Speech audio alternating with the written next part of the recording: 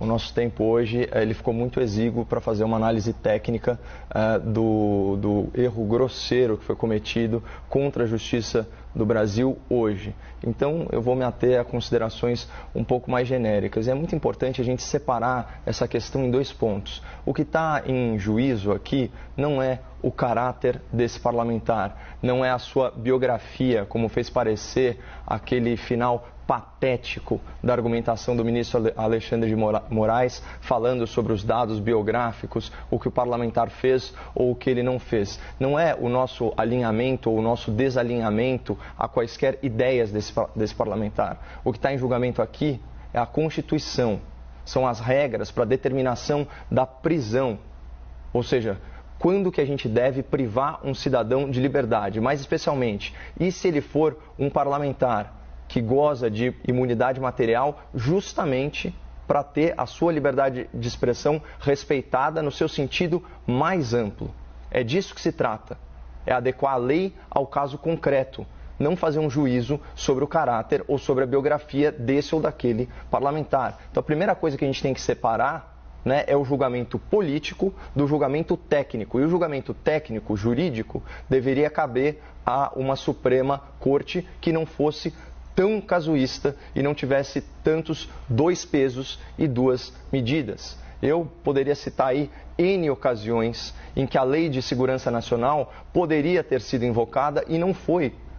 Quando, por exemplo, o ministro Gilmar Mendes disse que o Exército Brasileiro estava colaborando com o genocídio praticado pelo governo federal no enfrentamento da pandemia. Percebam então que nesse caso o ministro do STF ele conseguiu a proeza de ofender duas instituições, inclusive, né, incitando organizações civis, como é o caso, né, do governo federal, contra as Forças Armadas. E adivinhe só, isso é crime previsto na Lei de Segurança Nacional. Então eu queria retomar, só para a gente falar assim do básico, o que a Constituição fala sobre liberdade de expressão, que obviamente não é um direito absoluto. Mas se você reparar na Constituição, inclusive as violações à liberdade de expressão, elas são previstas, as combinações, vamos dizer assim, as consequências dela são reparação.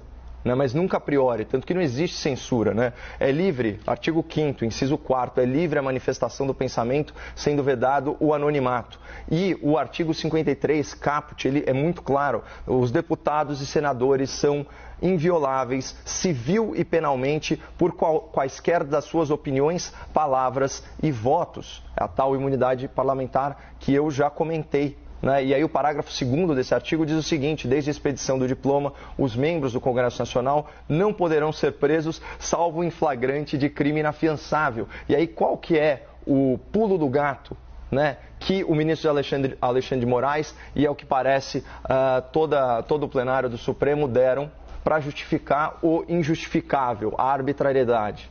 Eles enquadraram a conduta do parlamentar na Lei de Segurança Nacional, transformando, né, a fala, que é sim uma fala agressiva, num crime inafiançável contra as instituições do Estado. Mas para ficar em um exemplo, eu vou pegar aqui o que ele fala sobre o Supremo Tribunal Federal.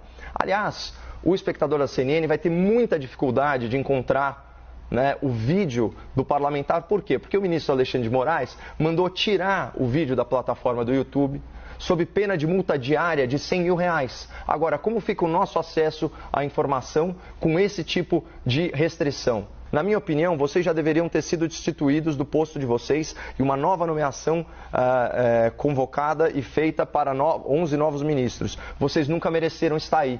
Só esse trecho já deixa claro que o ataque não é à instituição Supremo Tribunal Federal, mas sim aos integrantes atuais dessa composição do Supremo.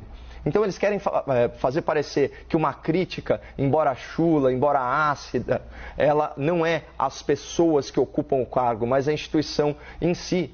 Eu li a transcrição inteira, vai ser um prazer, se eu tiver oportunidade, em razão aqui da pauta do nosso quadro, de tratar isso em detalhes e de forma técnica para o espectador, mas isso é uma tremenda forçação de barra, isso é um atropelo, né, de qualquer regra de processo penal, é um atropelo da Constituição, é um atropelo das prerrogativas dos parlamentares e, de novo, não se trata de um juízo sobre quem é a pessoa, mas sim como a lei deve se aplicar ao caso concreto, e o que o Supremo Tribunal Federal fez hoje é arbitrário e é casuísta.